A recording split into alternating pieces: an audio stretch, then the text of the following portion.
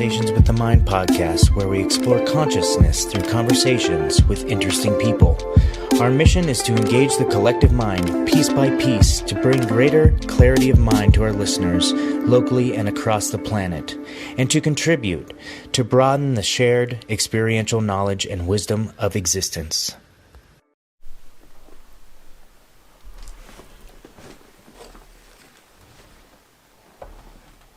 Okay, welcome back to Conversations with the Mind. I'm your host, Shane Lemaster, here for episode number 95. Man, we're getting close to 100, with very special guest, Jason Sienknecht. And I said that right? That's correct. Yes. You have one of the hardest names to pronounce based off the spelling. And I'm wondering, where does your ancestry come from? Where does Sienknecht, the name, come from? It has Scandinavian origins and English origins and some Irish as well. My ancestors are from a little town in Denmark, which is now in North Germany because the borders of Germany expanded northward after World War II. But the town is called Schleswig-Holstein. Holy cow, that's a tough name too. Which is a tough name too. So that's where I hail from, and where my ancestors do, and pretty Scandinavian mostly, and European mix. Yeah, that's awesome. I think we probably share some long-lost ancestors. Most of my heritage comes from Ireland, and also from England. The name Lemaster, I thought for a long time came from France because of the prefix on the beginning of it, but found out only a year or two ago that I have hardly any French in my background, in my blood. Found out that the name was actually an Irish name, which really surprised me. But I also know a little bit of the history of Ireland and England, and know about the Viking conquest through that area and things like that. And so I definitely I had one of those 23andMe DNA tests done. Oh, yeah. And I definitely have some Scandinavian in my bloodline as well. So I would love to go there and visit. Have you ever been there yourself? And I have. Yeah, I visited it on the way up from. I think I was in Hamburg, and I took a train up to Copenhagen and stopped in Schleswig-Holstein on the way. And nice. Almost just to say that I had been there. I didn't really stop and talk to anybody or try to find my roots, but I do plan another trip out there to do just that. Nice. Yeah, one of my dream trips is Iceland. Would love to go there. But also, I'd love to go to Sweden and Denmark as well. I've been up in that area. I mean, I've been to Germany, Berlin, Copenhagen, things like that, and Amsterdam, so I've been to the Netherlands a couple times, but never quite made it to Scandinavia. And they have some of the best MMA and martial arts up in that area, which is a little bit surprising because they're so secluded, but not so surprising because they come from a warrior type heritage. But yeah, some of the best kickboxers in the world are Dutch kickboxers. Huh. So there's so American kickboxing is not too impressive.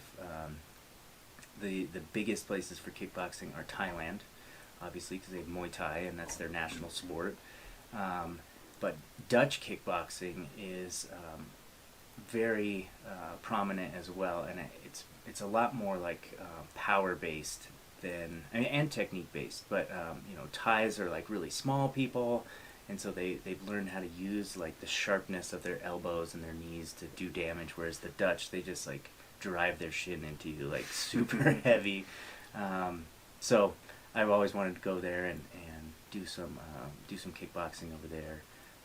I have a little bit of Dutch kickboxing in my background too. So try and stay connected to those warrior cultures, those warrior aspects of myself. I don't know. I just really feel that sort of spirit running through my blood a lot of the time. So that's cool that we kind of share that heritage a little bit. Yeah. So the first and only scripted question that I have is the same for everybody, and that is, the podcast is called Conversations with the Mind, And so I want to just get a sense from you, like, what does that phrase, when you hear it, conversations with the mind, what does it bring up for you, either through your experiences or, any sort of visualization or pictures that come to mind or memories, or just the philosophy that you sort of tie, the philosophical meaning you tie to that phrase, or something like it, conversations with the mind. What does that mean to you? I immediately think of Aldous Huxley's concept of mind at large, which is his idea that in any kind of given ordinary human day, we are controlled by our regular ordinary mind that filters a larger reality. And that through psychedelic medicine we're able to connect with mind at large, where the filters are more or less removed, and we can take in and have it attain an experience of a larger sense of mind that's not ego based, and is not filtered through our default mode network and our ordinary daily negative scripts and ways of compartmentalizing reality. And had personal experience of connecting to mind at large, but I thought it was always a useful phrase that Huxley used to describe that. And then the other thing that comes to mind is what happens during ketamine assisted psychotherapy, or the ketamine experience, is moving out of the thinking self and into the observing self. So I can go into that a little more later. Okay. But that's always a powerful and healing experience. Yeah. Before we get to that, you said you had some, and I know you've been, an explorer of your own consciousness for many decades, and so you've had a number of experiences around, connecting to mind at large, or getting data downloads from that, or observing mind at large. And I'm wondering, can you recall like any specific experiences, and can you describe what that experience was like for you? Not just like how it impacted you, but like what did you actually see? 'Cause I'm always curious about like this idea that we all share in a larger like collective consciousness, right? A true reality. And we hear lots of trip reports from people on a number of different substances, as well as in deep meditation, float tanks, yoga practice, breath work, all these things. And among all these trip reports, there are some really striking similarities between like what people experience when they experience that larger collective mind, that collective consciousness, like even seeing the same structures or the same the same symbolism or the same creatures from other dimensions or things like that. So can you describe for me and for the audience, like what are some of those experiences that you've had? What has it looked like for you being connected to or observing that large mind? I could probably talk for hours on Yeah. that very question. Love it. I've been a Psychonaut for going on 25 years. Starting when I was 17 and doing just more recreational psychedelic use, and I was just curious about what that state was all about and which particular psychedelic medicines led to which kind of states and how they were different and similar. And so I think for the first 3 or 4 years of working with psychedelics, it was mostly recreational. So I would take a hit of LSD and go roller skating, or I would take a few stems of psilocybin and go see a visually appealing movie with a friend and just kind of lose myself in the movie. And but to answer your question, I think one experience that I had that changed everything for me was really it was probably the second experience that I had where I took a psychedelic and didn't go to some place that was recreational, but more I went to a place of true healing on a psychological and spiritual level, and a movement into unity and oneness with the universe. And the first time that happened was on psilocybin. That's another story that I can get into later. But the second time was with about 200 mics of liquid LSD that I took with some friends in an apartment. And I noticed very quickly as I was laying on the bed in one of the guest bedrooms that the first thing I noticed was this red energy coming out of my navel. And it was just emanating about 2 or 3 feet above my body as I was laying in laying down position. And I realized that I could feel the energy. It felt like Play-Doh. It was very substantive and very visceral, and I could feel the shape of the energy, and then I started to mold it into whatever shape I wanted to in my mind, and I could do that with my mind, or I could do it with my hands, but I just had a lot of fun just kind of shaping that energy into different forms, and there was a certain amount of power that came with that. Like personal power. Like I have more influence over matter and over subtle energies. Yeah, that I right? thought. Yeah. And I knew this energy came from me, right? It emanated from my own body. So I mean, in hindsight, I realized I was likely having my first experience of chi, right? Explain for the listener. Sorry, real quick. Like, what is chi?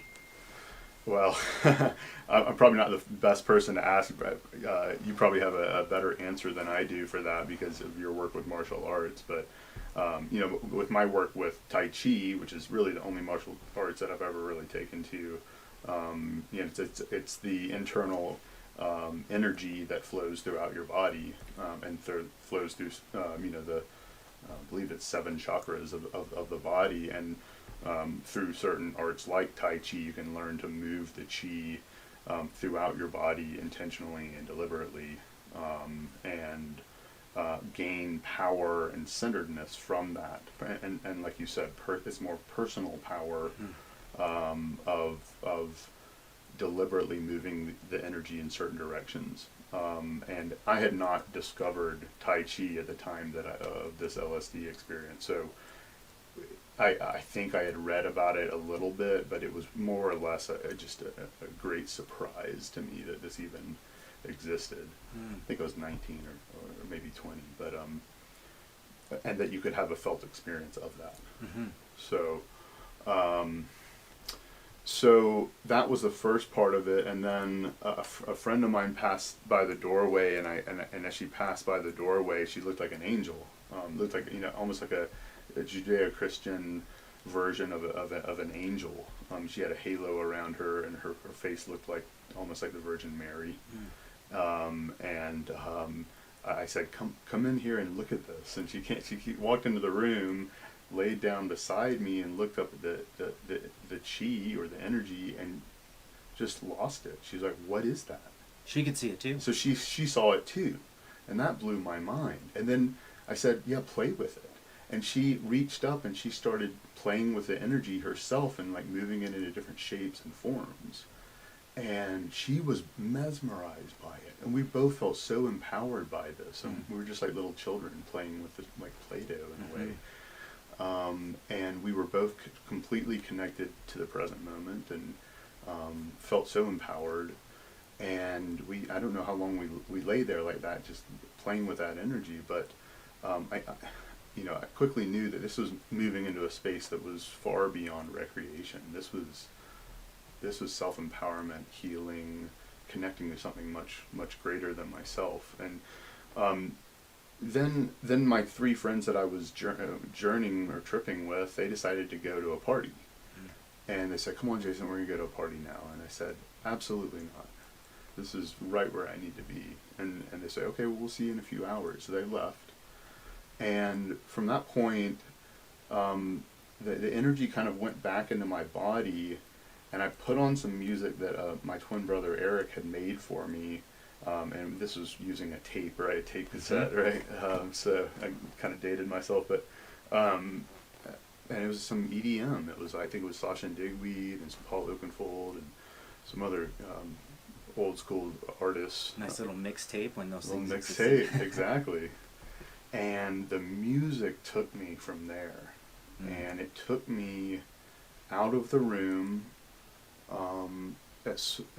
And I started traveling, and I started journeying, and I found myself in a multicolored vortex, almost like a wormhole, and I was just moving very quickly through this vortex, and it was absolutely stunning and beautiful. I mean, maybe the most beautiful thing I'd ever seen to that point in my life, and I knew I was traveling somewhere, but I felt this sense of empowerment the entire time, like I was moving towards something that I needed to see, and it was very clear, and it was maybe the most important moment of my life. And I moved very quickly. I don't know where I went exactly, but I came to a end point eventually, and this was the peak of the experience. And it was a point where duality ceased to exist. There was no predication. There was no before, after, here, there, me, you. It was complete oneness with the center, the very center of the universe. And it was blindingly white in terms of light. And I remember I was sitting in meditation posture in the middle of the universe, and I said, "This is it. This is it. This is what all human existence is born out of and returns to." And it was this clear understanding that this was the center point of everything. And I told myself, this is what I must remember, and this is something that I must never forget. And if I can remember, if I can forget everything else except for this, I'll be doing fine. I'll be doing fine, right? I can lose all intellectual knowledge and forget all the other things that go through my mind, but this I must remember daily. And so, as I returned, I tried my best to bring it back with me. I certainly brought back the awareness of it, the memories of it. And that became my compass moving forward. And I think to this day it was the most powerful psychedelic experience I've ever had. But I do believe I connected with mind at large. There was no filter of ego. There was no filter of any way that we make sense of linear and ordinary reality. I left all that behind. And to this day, part of my daily prayer and meditation is to connect back to that experience of oneness. Yeah, all time and space just kind of goes away. Yeah. Any sort of labeling or conceptualization or categorization that we like to do as human beings just melts away. There's no use for it in that space. No. And so that's what I was talking about before. Like, a lot of people have experiences that are very similar to what you just described. And there's a couple pieces of your experience that I just want to touch on to see if you have any further insight, and I'm just really interested in these things. So one is, so starting with the chi piece and this energy coming out of your navel. And, you know, I don't engage consciously chi energy too much in the martial arts that I do. It's more like engaging flow states or things like that, which can be a form of chi too. But I think Tai Chi is very specific in tuning into that specific energy and moving it around. So thank you for your description. What was interesting to me though, and what I've seen, you know, in exploring the idea of chi is that yes, it tends to be thought of as like this internal force or this internal energy that we can manipulate, to make ourselves feel different than we feel, when we begin a practice. It can also be a way to do like body scanning or self-assessment to see where there's energy blockages and use it to free up blockages so we come more into balance with ourselves. But I've also seen, so that's like the internal chi. What was interesting about your experience with your friend, the girl sitting next to you, and her manipulating it too, is that the chi that we tend to think of as being an internal energy also has impacts outside of ourselves too. Yes. And it extends beyond us, and whether it's always extended beyond us or whether it takes some sort of intention to extend it beyond us. I mean, regardless of that sort of mechanism, it has that capability. And so what I've seen, at least in the martial arts world, and it's sort of seen as like as a thing that's laughed about quite a bit, these YouTube videos of martial arts folks who say that they connect with their chi and they can send their chi out of their body to have like a physical impact on others. So you see these videos of like chi masters developing the chi, and then they'll like shoot it out of them, and like people fly across the room and stuff. And usually in the combat sports, which is what I'm involved in, that's like kind of laughed about. And there's a few videos of a chi. I can remember there's one video of a guy who claims to be a chi master, and he takes a challenge to like fight an actual MMA fighter, and he's like sending his chi to him, and it's having like no effect on the MMA fighter, and the MMA fighter's just like beating the crap out of him, like punching him in the face, and this guy's like almost knocked out, and they stop it, and it's sort of like a video to show like how some of those other videos might just be people going along with it or something. But I do believe that it is possible. Like, we have a human capability to be able to extend power and energy beyond ourselves in a way that can have an impact on others. It happens every day with emotions, with mood states, with all sorts of other subtle energies that we're not even tuned into. That's probably where, I don't know if you used to play video games, but where a little bit. Yeah, and like the old Street Fighter, they used to shoot fireballs out of their hands and stuff like that. Those ideas probably came from that idea that you can generate this power, this energy within yourself, and use it to influence the world around you, either for good or for bad. So first of all, that was super interesting to me to hear that she had the ability to manipulate it and to see it. I mean, it wasn't just a hallucination, right? No, it wasn't. And what was interesting was, why didn't she lay down next to me and she came out of her, and she was playing with her chi? Why was mine the only one that was observable, right? And manipulative, whatever that word is, right? We were both manipulating my energy. And so, but the thing is, we also weren't manipulating it in a way where we wanted it to affect anything. We were just appreciating the presence of it. And we were just like children, just innocently playing with this almost fluid Play-Doh material, and feeling really empowered by it. So it was really more of an observation than a manipulation. But yeah, well, like, it's interesting that she didn't have, or at least at that point, in that moment, she didn't have access to her own chi. It was my chi.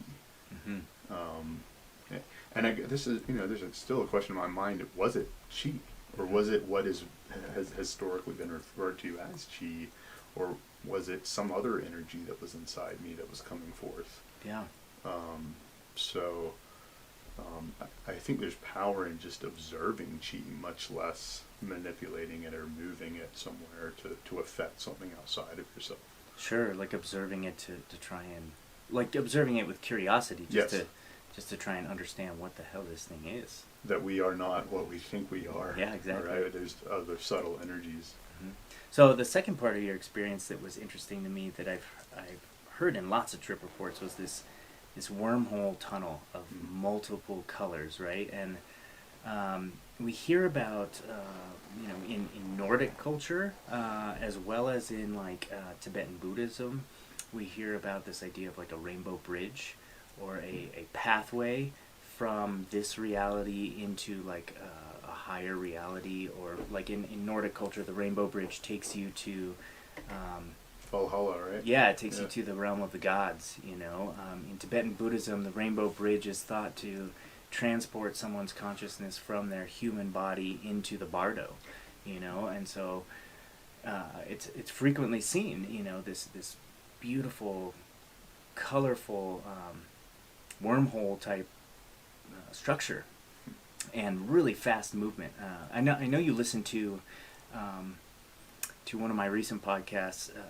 I think it was the recent one with Jim Fadiman, where in my intro I was talking about an experience that I had recently, where I too was like zoomed into this giant sphere that was sort of like this center point of the universe, and to get to that place, I too, I had to travel through some sort of wormhole-like structure, and to me, sometimes I see it in the form of like strings or ropes or something like that I'm traveling through, but it's always like cylindrical and usually very colorful, and you're moving at incredible speeds. So I just thought that was interesting. Like we have this idea that we're like transported or portaled somewhere at great speeds. I just think that's fascinating. There's some bridge of sorts, or a wormhole of sorts that is between our ordinary state of existence and this, call it mind at large, or call it, you could call it God, you could call it oneness, whatever you call it, but there's some sort of bridge between ordinary reality, egoic reality, and that, whatever that is. And that is the transport method. And I'm sure it shows up in more ways than just like a rainbow bridge or vortex, like you were mentioning. But there's some sort of passageway to that larger source. And it also makes me wonder too, like even with modern space exploration and quantum physics, and we're exploring black holes and what those things could be, and we know that wormholes exist in greater space, and in my experience, like as above, so below, that's absolutely true, and it seems like the world and its systems are fractal in nature. Our body is a universe within itself, and then down into our cell is a universe within itself, and then down into a particle is a universe within itself, and it goes smaller and smaller, and then it also goes larger and larger. So we have these experiences of like tunnels and transporting our consciousness through those tunnels. It makes me wonder if out in larger space, if we eventually gain the ability to like travel through a physical wormhole in a spaceship or something, or a black hole, like maybe we could be transported to some other universe, or some other multiple universe, parallel universe, or even a greater consciousness. Just makes you wonder about those things. Makes you wonder, and then there's, as great as the macrocosm is, so is the microcosm. Yeah. Right? And then there's also a third level, which is our ordinary state of consciousness. One of the quotes, I don't know which poet this comes from, but one of the quotes that I love is you find enlightenment, or you wake up in any one of those, the ordinary consciousness, the macro, or the micro, and you wake up in all of them. You find enlightenment in all of them. Like simultaneously. Simultaneously. Yeah. So that leads me to my next question. Based on your experience, so you had this experience of traveling through the wormhole, and then you get to this light where you're sitting in a meditative posture, and you said, "This is it. This is the origin of all, and this is the end of all." And I've had similar experiences too, where I have reached almost like a point of singularity, where you're like, okay, so this is the thing that decided to create humans and consciousness and all the different individual experiences that are out there. So my question for you is, like, having had that experience of the ultimate, how do you think human experience in this reality, in everyday waking consciousness, how do you think the human experience fits into or factors into, or like what is the purpose, do you think, of like human experience? If there's this ultimate state, it seems like human experience, I mean, logically, a long way off. yeah, or like people would say it's a lesser state. Others would say like no, it's equal. It's one and the same as part of that, you know, that ultimate, because that ultimate created it, right? But I get the sense that this human experience, this waking consciousness that we're in day to day, serves a very specific purpose towards that ultimate end or ultimate beginning that we're just unaware of, and we're just left like in this life trying to guess like what is the meaning of life? What is our purpose? Like what's our bigger purpose? And we all have our own answers for that. So I'm wondering, like, from your experience, you know, being a psychonaut and also living this human existence, like how do you think we fit in with that ultimate white light experience? Well, it's a great question, and I don't know if I have the answer to it. The way I make sense of it is that in human form we are in some state of illusion or delusion where that greater source is veiled from us, right? Mm-hmm. And some people call it samsara, some people call it maya, but it's a state of disillusion and illusion, this human existence, and having a body, and we all know how difficult it is to have a body, and how wonderful it can be. And how wonderful as well, yeah. But for whatever reason, this body, this material vessel that we have, it keeps us tethered to samsara or maya, and it's only through, well, let me back up. It's not only through psychedelic medicine that we can lift the veil. There's many other ways that we can lift that veil. But the one that has been tried and true for me in my experience is psychedelic medicine. And look forward to is an understatement. I really find so much joy in moving into psychedelic states, lifting the veil, and in some way returning to that source. And I've never fully returned to the source in that way since then, and it's been over 20 years, and I don't need to. I remember it well, and I know it well, because I try to connect with it on a daily basis, and connect to that memory of that daily, without it taking away from my, full experience of being human in this state of reality. And but I sure do find joy in taking psychedelic medicines and moving back to that, kind of returning to that source in different fragmentations and in different kind of ways. And each psychedelic has its own way of doing that for me. And I think, ketamine is one that's come to me most recently, and I was only introduced to ketamine about three years ago, almost exactly 3 years ago. And wow, what a reliable way of lifting the veil, of getting space from your ordinary mind, from your default mode network, from your sense of self, from your egoic chatter. What a reliable way of transcending that for a very short period of clock time, about an hour or so, and seeing what it's like to experience reality without the mind filtering your understanding of it. What does reality look like without the mind in the way? Right? That's what we find out when we take drugs like ketamine, or medicines like ketamine, or similar analogs. And I think that's particularly important for people who are plagued with depression, trauma, anxieties, where their mind has basically taken over as a puppeteer of their awareness and consciousness, and has kind of, in some kind of way, put them to sleep. So the negative self-talk, the all the ways that the default mode network come into play, which is that kind of default, is basically the neuro equivalent of the ego. All that ego chatter kind of lulls us to sleep, and it lulls us into this state of sleepwalking through our lives. And it does so because we believe that the thoughts that come to the surface are true. We have some kind of representation or basis in reality, in true reality.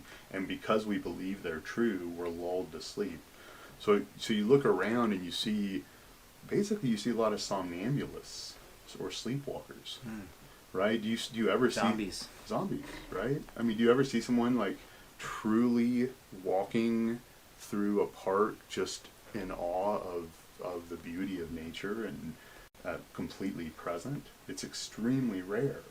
I don't, and you mostly see people walking around in their own heads. They look like floating heads, or in their phones, right? It's or in their car. They're just a floating head, driving and thinking of whatever is going through their mind. Hardly ever do you see someone that's fully aware, present, and driving or walking or acting. And that's not. It becomes a problem when someone who has. I would argue that it's always a problem, and that any kind of freedom you get from your thinking mind is important and good and healthy. But with people with depression and trauma of their past, that have, they're completely mesmerized and captivated by these negative self scripts and negative self-talk. That is their reality. And how wonderful it is to know that there is a way to free yourself from that mental prison. Yeah, and it's so interesting, being a psychotherapist myself, and coming to the realization, and it was mostly through meditation that I came to this, but that thoughts are not necessarily truths, and I tell my clients that all the time, and they just get this surprised look on their face. I'm like, your thinking is not necessarily true. Your mind can lie to you in any number of ways, and it does so. But we tend to want to believe that our every thought is true, just based on the mere fact that we had it. Exactly. And I think that there's a truth that thought existed, and that thought is real, but it doesn't necessarily mean that thought is true. That's right. It's real. You had that thought. It existed, but could be a lie that you're telling yourself. Don't believe everything you think. Yeah. I love that bumper sticker. I also tell my clients, probably about 70 to 80% of the thoughts that go through your mind on a daily basis are really nonsense. They're real in the sense that you point out that they actually surfaced. Yeah, they happened. They happened, and they manifested in that form, and they were in your head for a little bit, right? Doesn't mean that they're true.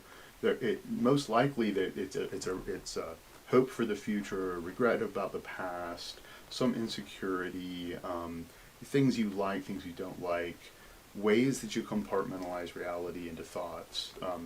But it doesn't mean that the thought has an actual realistic basis to it, that accurately reflects reality outside of your mind, or that accurately reflects your experience of being human and being alive.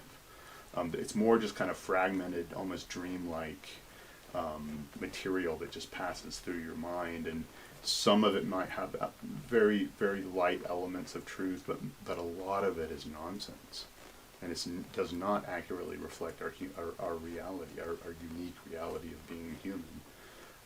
So don't believe everything you think, and even better, see if you can, through meditation, possibly through ketamine or other psychedelics, martial arts, see if you can find a way to move out of the thinking self and into the observing self, that witness consciousness that just observes things manifesting and then falling away Mm-hmm. in your mind, right? Yeah, and so just by putting those labels on it, brings up another point that came to me, probably just in the last year, that consciousness is not just one thing. There's many different forms of consciousness, right? There's the thinking consciousness, there's the observing consciousness, there's the experiencing consciousness, there's all these different types of, I think this larger umbrella of consciousness. They're all like little slivers underneath this umbrella. And I think, at least in my martial arts context, I try and engage the experiential consciousness as much as possible. So getting away from the thinking mind, because in jiu-jitsu, if you are thinking about the next move, you're already a step behind, But if you can get yourself out of the thinking and just be acting, just be reacting, just be feeling the flow and being in that flow state, you're oftentimes, your body has, once you've trained it, it has the ability to move so much faster than your thoughts can even keep up, I like that. Yeah, and there are periods in a match where, the action slows down and you guys are both tired and breathing, or you find a control position and you're holding them, and then you can, engage the thinking mind to think of a few moves ahead, and the planning consciousness and all that stuff. So it's like learning how to access the different skill sets within consciousness that's interesting to me. So you mentioned ketamine and other psychedelics as being tried and true methods to sort of get through the veil of the illusion that we live in day to day, open up the filters, and I want to get to the filters here in a little bit too. And for me, I've been working with ketamine personally for the last 21 years. Wow. Yeah, long time, since I was 16, and it's always been one of my favorites.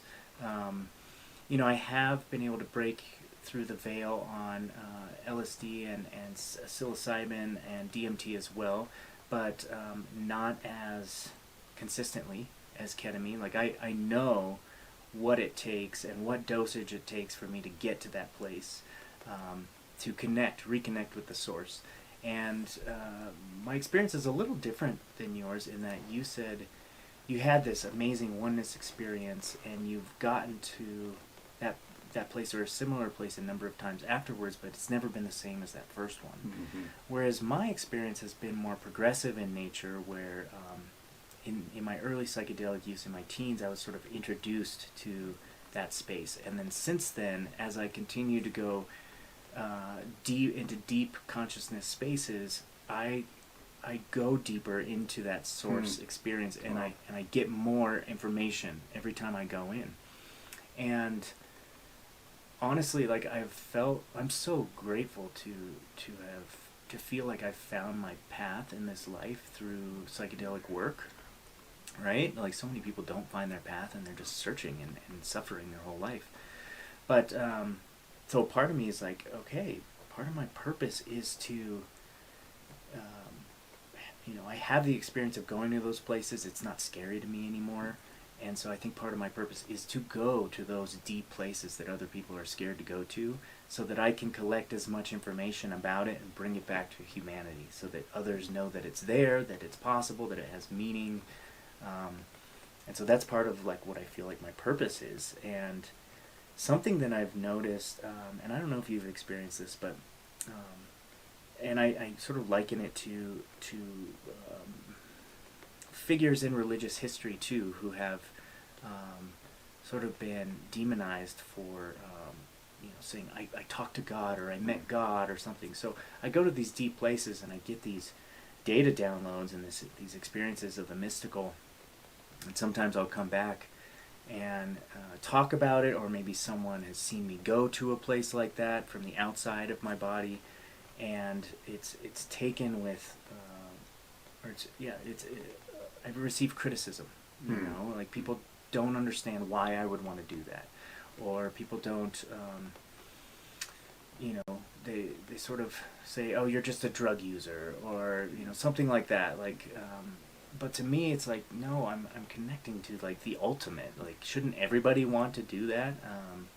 And I don't know, have you ever received any sort of negative criticism about your desires or your exploration of your consciousness at those levels? I've talked to people who don't understand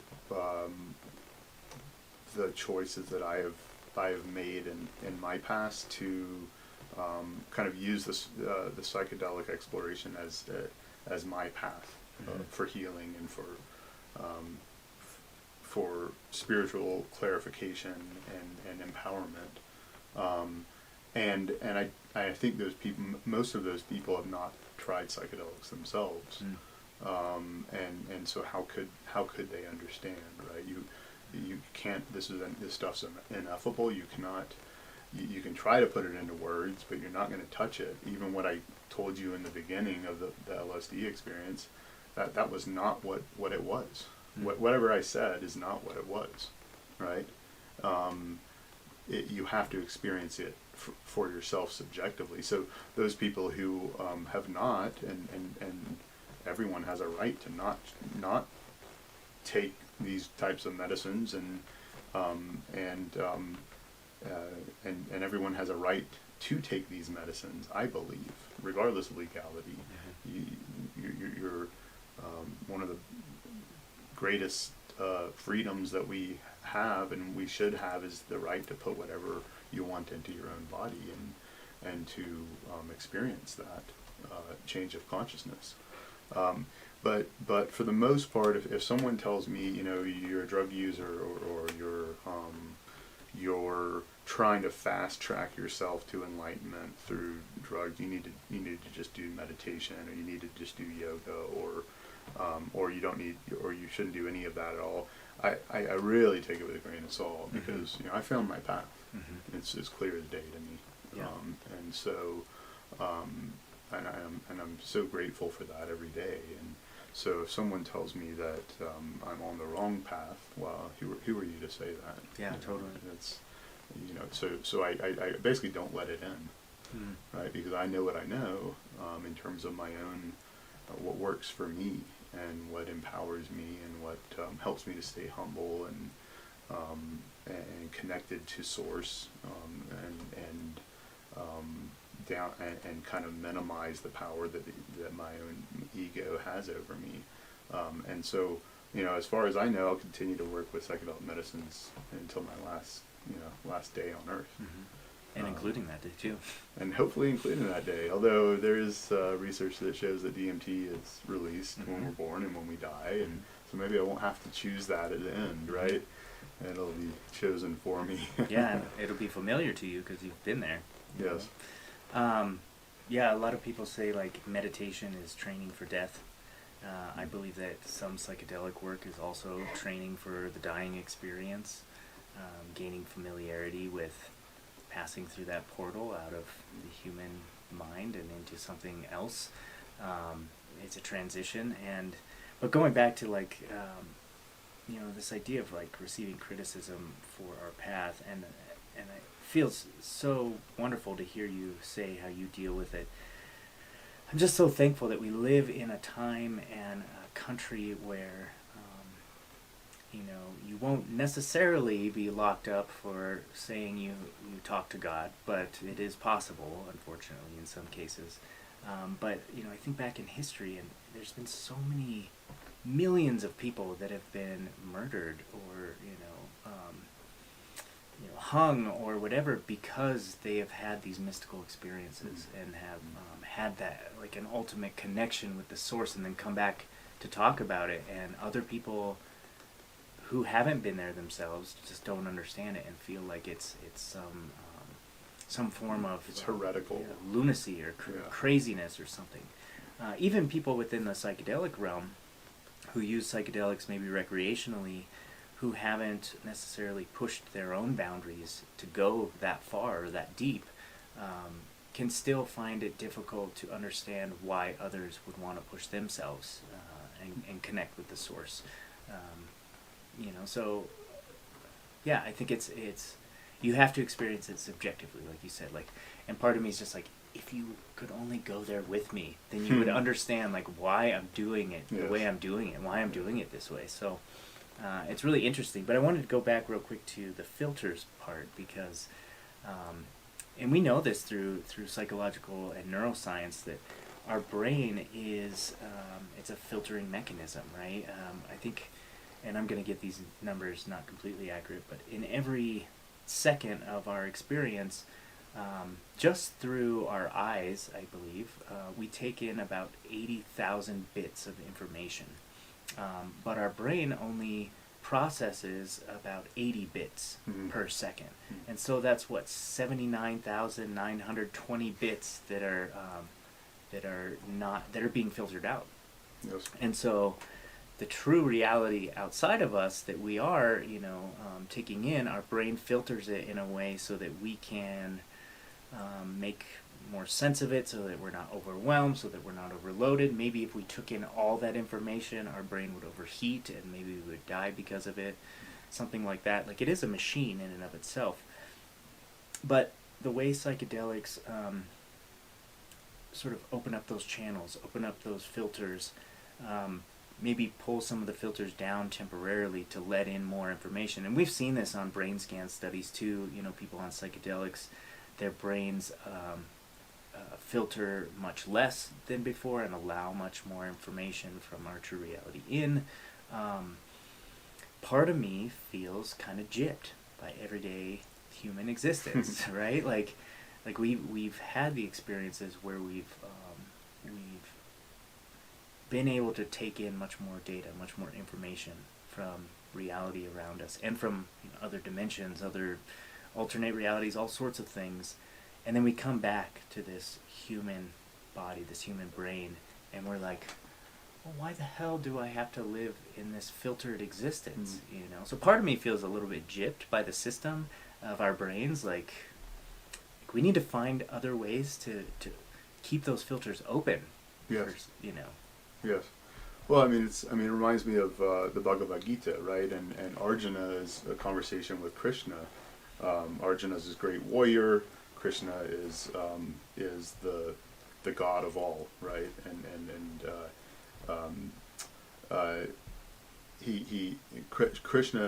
Arjuna's in the Bhagavad Gita, he throws down his arms. He's in the middle of this battle between his family and this other warring faction that has some of his other family members in it, and it's just family versus family, and he throws down his arms and his sword. He said, I'm not going to fight anymore. This is ridiculous. It's just family fighting family, right? And what are we doing here? I'm not going to do it. And Krishna, and the Bhagavad Gita is the conversation that Krishna has with Arjuna that ultimately moves him towards his decision to pick up his sword once again and fight, kind of fight the good fight of being human, right? But the way that he does that, and that the peak of that conversation is Krishna revealing himself to Arjuna in his full form, without full reality, without any filter, right? And it makes me think of 5-MeO DMT, right?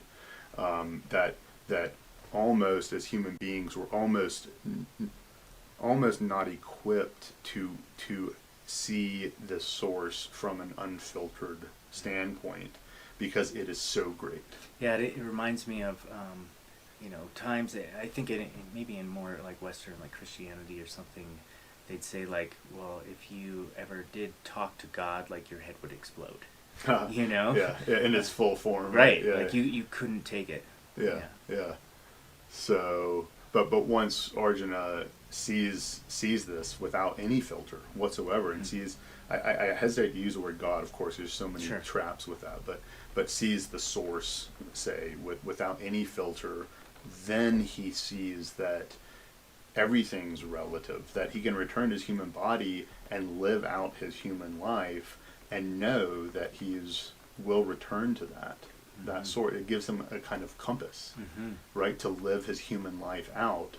And in that way, I don't think Arjuna feels gypped anymore. He used to feel gypped. He doesn't anymore, because he knows what awaits him, right? He knows the ultimate reality, and everything's okay. Everything's in its right place. Even him returning to his human body, it's okay. So now he just has to act, and pick up his sword and act. And so I think it's all a metaphor, right? Doesn't mean he needs to pick up his sword and kill other human beings. It's just return and act as though you had been acting previously in your life with this new compass, with the knowledge of something greater that will guide you daily.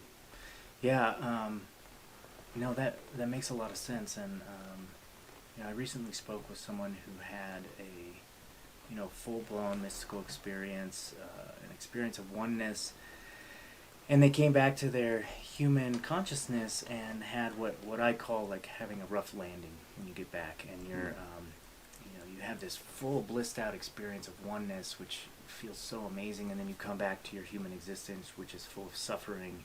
And they talked to me about having a desire to want to end their life, because they knew that source was there, and they knew that they would return to it, and they wanted to get there as fast as possible. And the quickest way to do that was to end their human life. And we had to talk through it and talk about how yes, it will still be there, and you will go there again, but you just being here in human form is so precious and so rare, and you do have so much more power than you think you do, and you have some sort of purpose. We may not know what your human purpose is, but it has some sort of purpose towards that source, right? And that was what I was asking you earlier, is like, what does being human mean? And I think in your story of the Bhagavad Gita, which I have on my bookshelf and I haven't read yet, and I really want to read it, he comes back to his human form, and it's almost like, hey, like everything's going to be okay. Like, that when your life ends, that's not the end. You're going to go back to this source, but now you understand that you are human now in this present moment, and you can take advantage of all the capabilities that you have in this human form to do good in the world. And in other Buddhist traditions, they'd say, like, now it's time to realize that you can create heaven on earth for yourself and relieve your suffering through the human form too. And how awesome can that journey be? So really, living this human form, this life with all of its faults and its flaws and the mistakes we make and the suffering we take on or we create for ourselves, like, it's a very precious commodity that we get so very rarely. And wanting to bring that source experience into this everyday human reality, I think is a big part of what it means to be a wise, mindfully present human being. Yes, it has a lot of power to it. I mean, this is what I do daily in my office. Is I hold space for people who take ketamine after a lot of preparation, and they go into that ketamine space. I hold space for them. They have their journeys and adventures and move through barriers, gain insights about how to live their best life, so to speak.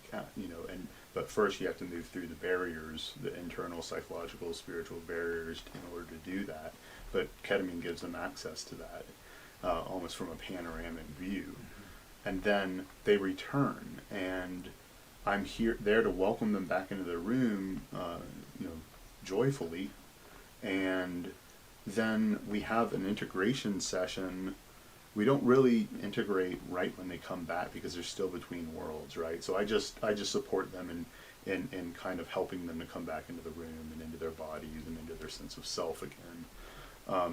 And then we schedule an integration session within 1 to 3 days of each ketamine experiential session, and that's when neuroplasticity is highest, between 24 and 72 hours. And probably the sweet spot is around 48 hours if you can fit it into the schedule. But as long as it's in that window of time, then we meet without medicine, and we just work on integrating the important pieces and significant pieces that arose during their experiential session, and we basically talk about how to bring that ineffable experience of ketamine space and the insights that they came to back into their practical human life through behavioral change. Mm-hmm. What does it look like to make something that ineffable and that powerful and beyond comprehension practical? Mm-hmm. Right? What does it mean? Does it mean to start meditating? Does it mean to start working out and getting into your body? Does it mean to start walking, spending more time in nature? Does it mean waking up earlier or going to sleep earlier? Does it, what does it look like practically speaking? Because these experiences can become practical, and there's a lot of power in that, and that's really the work. Mm-hmm. That's the work.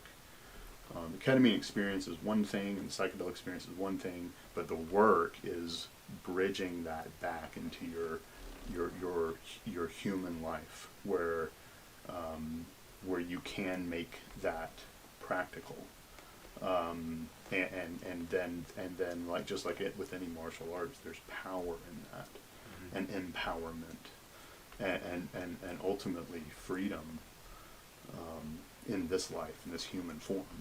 Yeah, I like to tell people that an experience is just an experience, and it may be full of information, but what are you going to do with the information, right? Like, even, if you have a profound psychedelic experience, or even like a near-death experience, it can have tons of useful information for you, but if you don't use the information in a way to change the way you're living your life, then it's just an experience.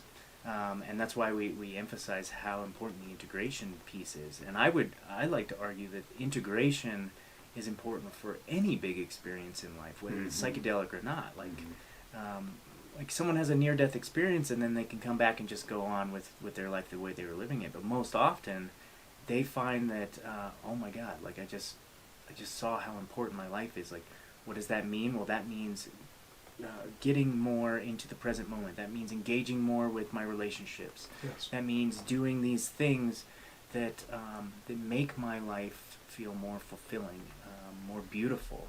And so, like you said, like that's the action steps. That's the work. None of these things are magic pills. None of them are magic bullets. No. The real benefit that any of these things and the power that they hold is in what are you going to do with the information that you receive. Right. Even if you go to university, if you go to school, you get flooded with information and knowledge, right? But unless you put that knowledge into work, into action, and you apply it in your everyday life, it's not going to do any good for you. It's just going to be taking up space in your brain. If you don't apply it, you lean too heavily on the medicine, right? Yeah. So one thing I constantly work with my clients around is pacing yourself. Pacing yourself, not getting ahead of the medicine, right? Keeping pace with the medicine, right? You're going to be shown some kind of vision, you're going to have some experience of a broader sense of reality and self and the universe, but don't lean fully on that to do the work for you. The real work is experiencing that fully and then bringing it back with you and weaving it into your action, right? Mm-hmm. Weaving it into your behavior and the fabric of your daily life as a human being with limited capacity for consciousness, right? Mm-hmm. Ruled by the egoic chatter, sometimes asleep other times, but to the extent that we kind of wake up in this human life and use what we learned in greater experiences of consciousness in our daily lives, that's the work. So how do you keep pace with the medicine, right? Don't get ahead of it. Don't lean fully on it to do the work for you. If you do that, you're limiting yourself to the full potential of the medicine. Yeah, and you're shortchanging yourself. You're shortchanging yourself, yeah. And so the medicine really, once you meet with it, it kicks off a extended period of time, maybe till the end of your life, that you continue to work with the medicine, right? And all of that needs to be brought into kind of a conscious realm of awareness through integration. Yeah.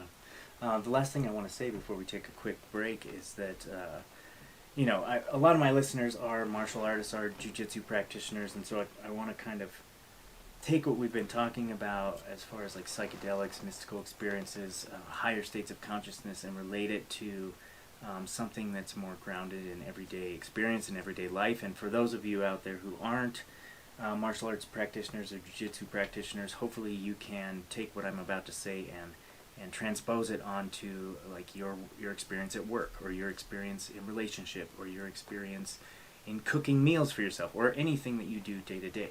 But so say on the mat you have a really tough match and you're in training, and so I'll use myself for example. So if I'm in a match with my professor, my instructor, and we are in a heated battle on the mat, and he is usually he beats me. Very rarely I can defend myself well enough to not get tapped out in 5 minutes, and that's what I consider a success. I haven't caught him yet, but that's on my list of things to do. But so we're in this heated battle, and say he submits me or he chokes me out or something. That is an experience that I had. Afterwards, if I want to get better at the thing that I'm doing, I can't just lean entirely on that one experience and expect the experience that I just had to inform my future and make me better. What I have to do to be the most effective, to not shortchange myself, to get the most out of it, is have that experience, and then afterwards have an integration period where I consciously review what happened during the match, what moves were made, what decisions were made, what his reactions were, what my reactions were, what my emotional state was, all these things. And then I take that information and I integrate it into training in the future, so that I don't make the same mistake I just made, or so that I can make a better decision the next time that opportunity presents itself. And you see this in professional sports all the time, where after a game, a football team will go all sit in the locker room and do film review and look at the plays over and over and over again. That's an integration process. Yes. And that's taking full advantage. So in anything that you're doing, if you had an argument with a spouse, or if you had a wonderful, beautiful experience with a spouse, like, don't just rely on the experience to help change your behavior in the future. Like, take some time for yourself to reflect on it a little bit and see what else you can learn. There's so many more layers that you can learn from, and then reintegrate it and do the work to make those experiences happen more often for you, the good ones, and to reduce the negative experiences. So that being said, I think we're going to take a quick break. I got to change out the battery on the old GoPro YouTube machine. So stick around, and we'll be right back.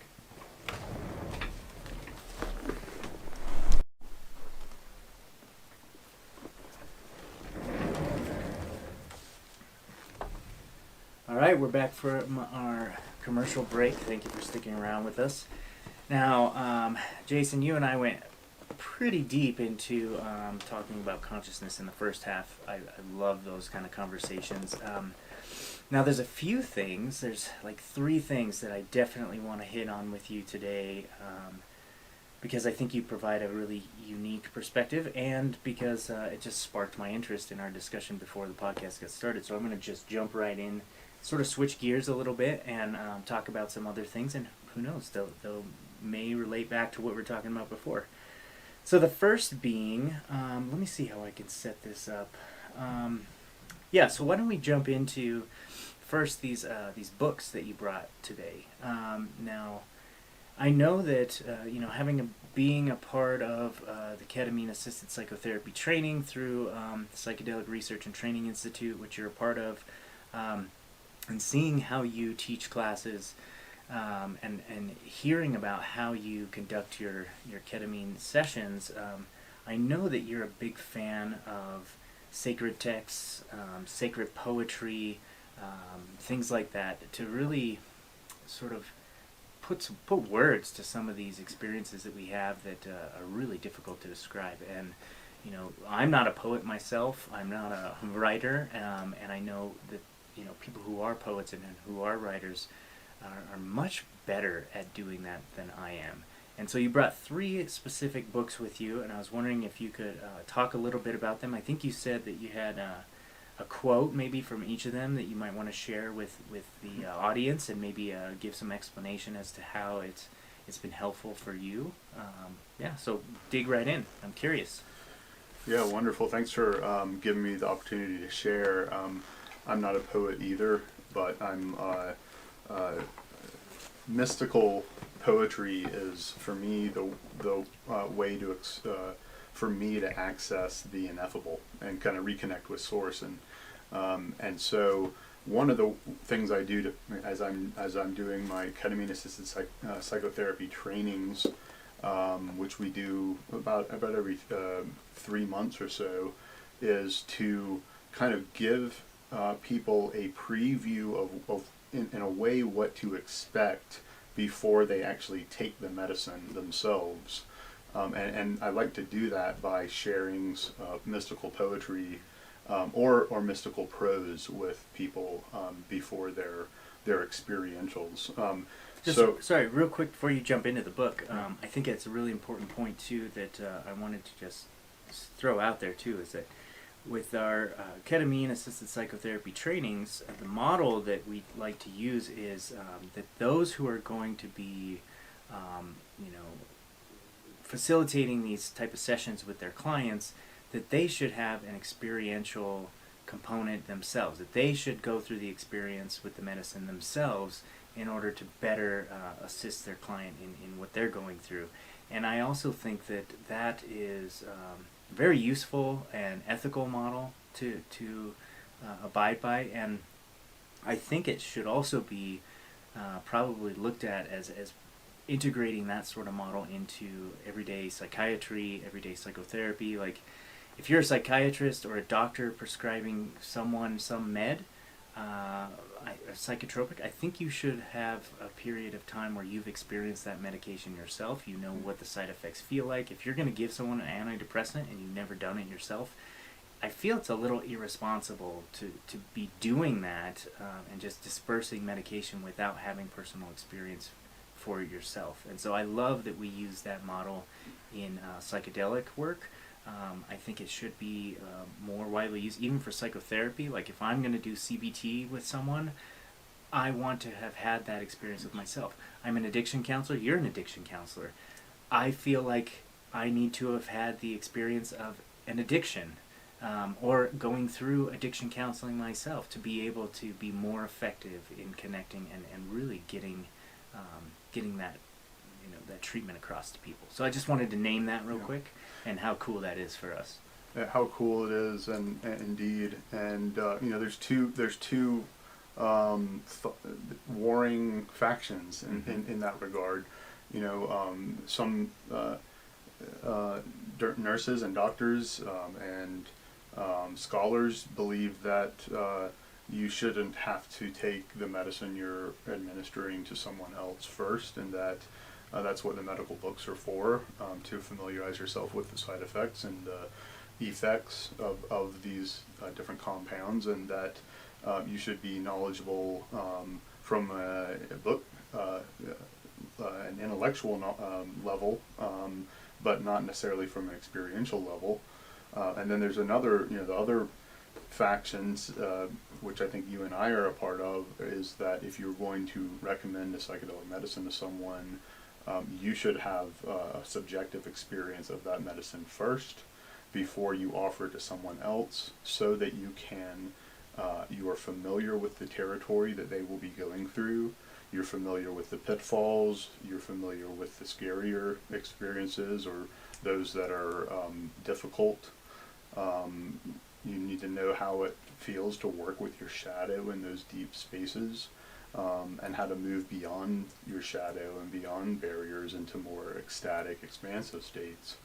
And so I'm very much a part of that line of thinking, and that's what we practice in our ketamine-assisted psychotherapy trainings for practitioners across the world and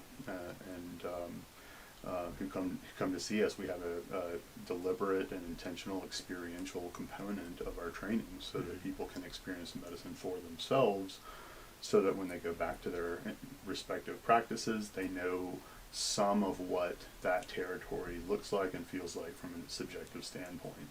And we think that they're much more able to help their clients move through their depression and their trauma as a result than if they did not have that experience. I'm not saying that someone can't be an effective ketamine-assisted psychotherapist without taking ketamine themselves. I'm sure that that's possible. But I think where there is an opportunity to experience it yourself, I think you will be more effective in helping others with that same medicine. Yeah, and so these books and these specific quotes, you like to share in the training, also to help, like you said, like set the stage, let people know, like through very beautiful words, like this is what you might experience, something very similar to this, or to just kind of help them move into a mind state that is more receptive and open to experiencing whatever does surface. This kind of precipitates the experience in a way that where you feel maybe a little more centered or a little more open. Okay. Yeah. So one of the ones I like to start with is some prose by Ram Dass, and this is out of the book How Can I Help by Ram Dass and Paul Gorman. Ram Dass is not speaking about psychedelic experience in particular here, but you'll see how it's very psychedelic and ketamine-esque as I'm reading it. He says, with increasing perspective, we see that all our ego identities, models, and self-images can be useful, but need not be entrapping. We may gain this perspective very slowly, but the direction is clear. As we lighten our attachment to self-image, we find a different vantage point from which to observe who we are. It's as if you lived in a little town and you go up to a mountaintop, and looking down, you see how you move about in the course of an ordinary day. You see your route to work, how you go shopping, the main thoroughfares, your shortcuts, your daily routines. You're seeing all that from up there. Then you return to the village. But now, when you're moving around town thereafter, there's a part of you that always recalls the perspective from above. Yeah, that's that observer consciousness. Yes. Right? So getting out of moving through the town day to day in that first person perspective is like your default mode. Yes. It's your default mode network. And then with the experience of an altered state through meditation or whatever, you get to take this observer view where you get to observe all those patterns, all those behaviors, all the motivations and intentions behind the decisions made From a panoramic view. From above. Yes. Yeah. And then, having had that knowledge, you get an opportunity to go back down into that first person perspective and put that insight into action to change your daily route, or to change the motivation, or to not go shopping that day, or to enjoy nature along your walk to work that day, or something like that. Yeah, I love that. Take a different route. Yeah. That's very beautiful. Or continue your day just as you would normally, but know that you're not trapped in that one limited perspective. There's another way to see things from like I said, a more panoramic view, which helps with helps decrease suffering, I believe. You are not just your default mode network. You are much more than that, right? And it depends on what perspective you see your life from as to how free and empowered you feel.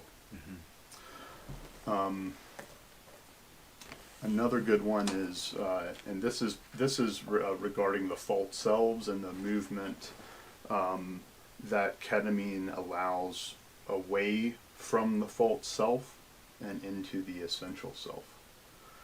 And I'll talk a little more about that later. But this is a poem by Rumi. Save us from what our own hands might do. Lift the veil, but do not tear it. Save us from the ego. Its knife has reached our bones. Who but you will break these chains? Let us turn from ourselves to you, who are nearer to us than ourselves. Even this prayer is your gift. How else can a rose garden grow from these ashes. Hmm. And the you there, I believe, is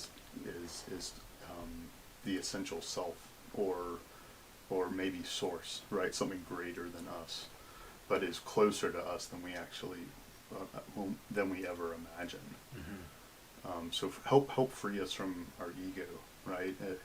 And let us see things from a different standpoint. Mm-hmm. And see what we truly are, and to see like that true essential self that's in every single cell of our body. That's really cool. Yes, but you only know that through imbibing the elixir yourself, Mm-hmm. and having that experience for yourself. Mm-hmm. That subjective knowledge carries more weight than even mystical poetry or any prose ever will. Or any religious teaching or anything. Like even, one of my favorite things about the Buddha and Buddhism is that, the Buddha himself, the original Buddha of Siddhartha, he, after giving his lessons about enlightenment and nirvana and samsara and all these things, told his disciples, he said, don't believe a word I just said, guys. Like, go out and experiment on yourself. Like, go experience these things for yourself. Then you will truly understand what I'm talking about.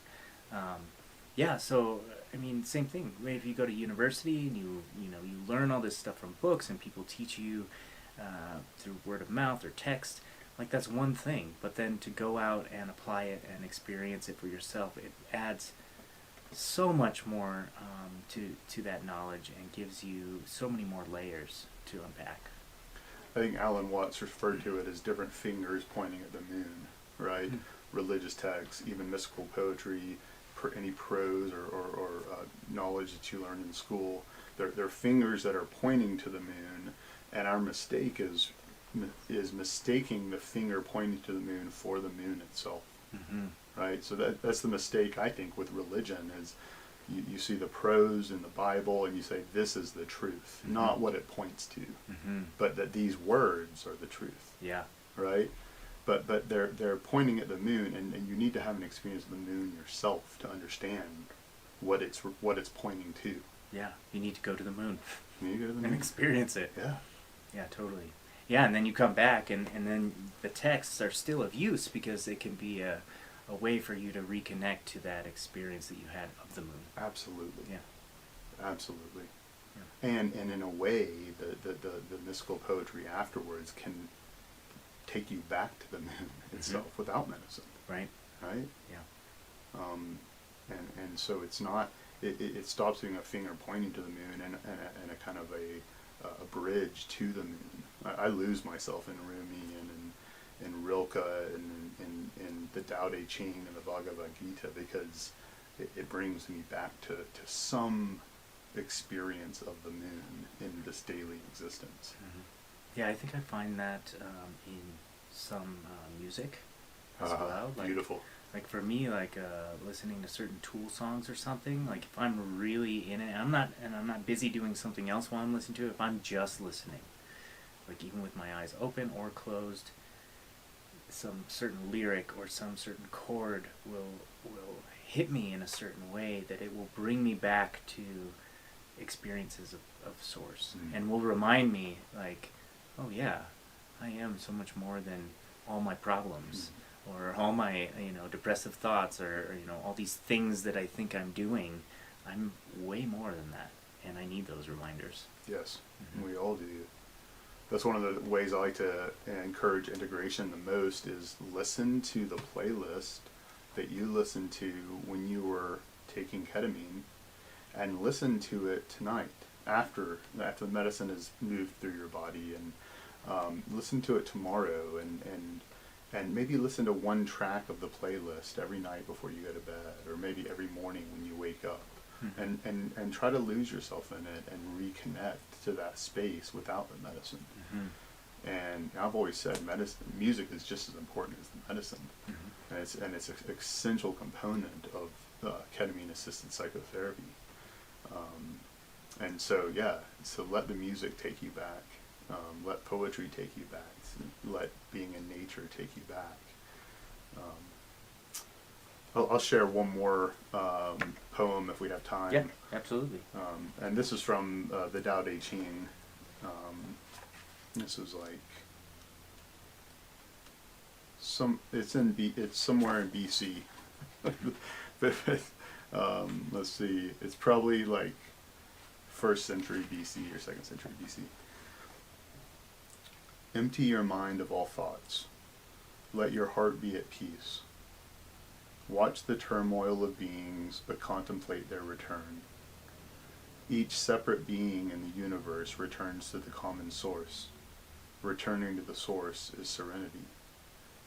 If you don't realize the source, you stumble in confusion and sorrow.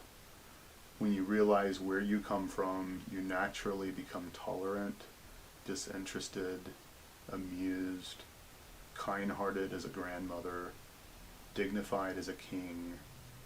Immersed in the wonder of the Tao, you can deal with whatever life brings you, and when death comes, you are ready. Nice. So reading these, and I like to read, maybe one of these before people in my training go into their experiential. I think it really sets the stage for opening up and being receptive to the medicine and whatever it may bring forth. And I'm careful not to bring religious language into it, right? And so hopefully most of these passages are just more, I even hesitate to say spiritual, but spiritual in nature, but really that lead to an openness and a receptivity more than anything. Well, they're certainly non-denominational, and I don't know, even for people who consider themselves atheist or agnostic, like these writings tend to break through that a little bit and connect to something that we all share and that we all innately feel within ourselves, whether we can explain it or not, whether we can personify it or put it into a structured understanding or not. We all can connect to it on a feeling level. And I've said before, we seem to, when we look around at the world that we're in right now, we seem to see all these divisions, people divided and fighting over, different political parties, different races, different genders, any number of things. And we can always find the differences that we have between us. But I'm really more interested in what are the innate similarities between all beings, between all humans, and I think because it's the similarities that once we realize that we're similar on certain levels, I think it's the similarities that are going to be able to bring us together rather than divide us apart. So if we're constantly focused on the differences, we're going to be divided. And the only thing that I can come up with so far in my thinking on this topic is the one thing that we all share as human beings is that we all experience consciousness. We all have that experience. We all have experience of lived experience, period. Now, our lived experiences are completely different from each other, but the fact that we all share a conscious experience, which is the most profound, the most beautiful psychedelic trip that we're ever going to experience, is this being alive and being conscious. The fact that we all experience that, if we just realize how rare and how precious that is, and how we all have that in common, I believe that we can unite around that idea. That we all experience this thing called life. We all experience it differently, but that doesn't matter. The fact is that we all share consciousness.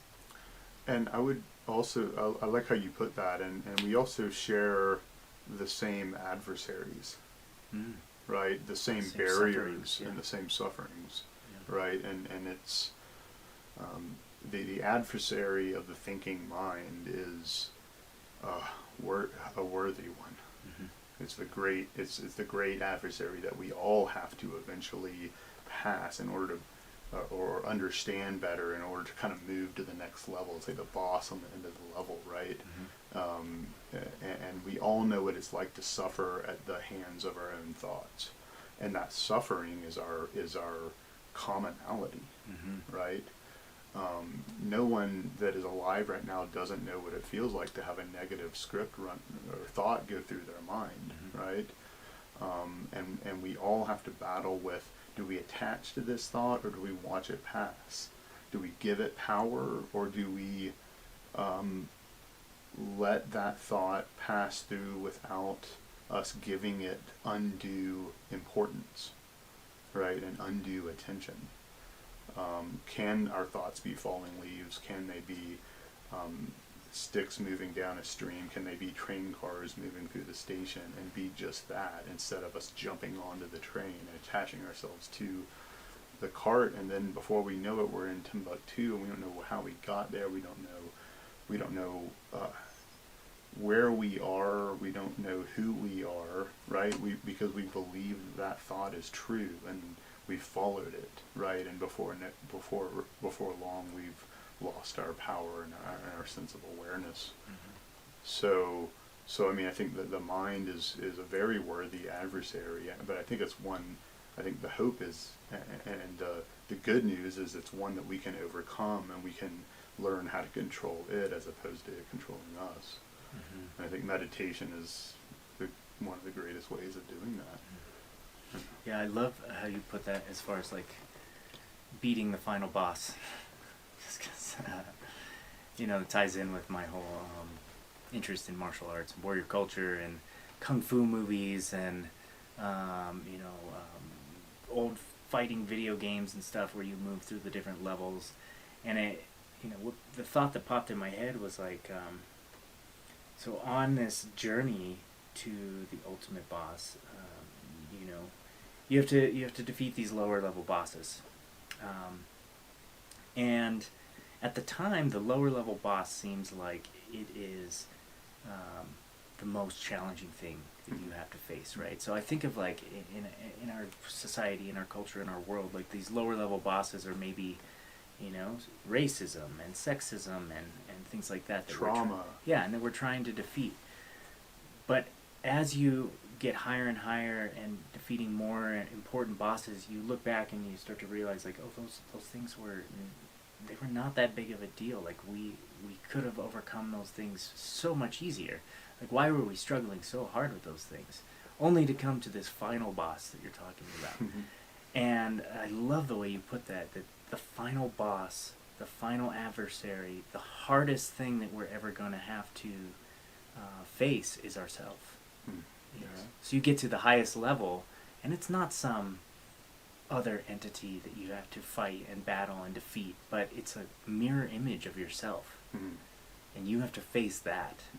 And you have to, I don't know if you have to defeat that. I mean, my higher self, I think right now, is saying like, no, you don't need to defeat it. You need to form a healthy relationship with it. Befriend it, accept it, give it love, and that's how you're going to take its power away from having that negative power over you.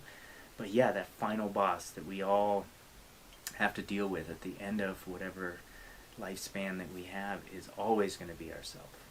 When everyone else dies off around us, we are always coming into this world with ourselves and then leaving this world with ourselves. So that's the ultimate adversary. And I might just kind of add some clarification. I think the ultimate adversary is the ego. Yeah, totally. Right? Not necessarily the essential self that is beyond ego. I think that is something we come into this world with and we leave with and we stay with.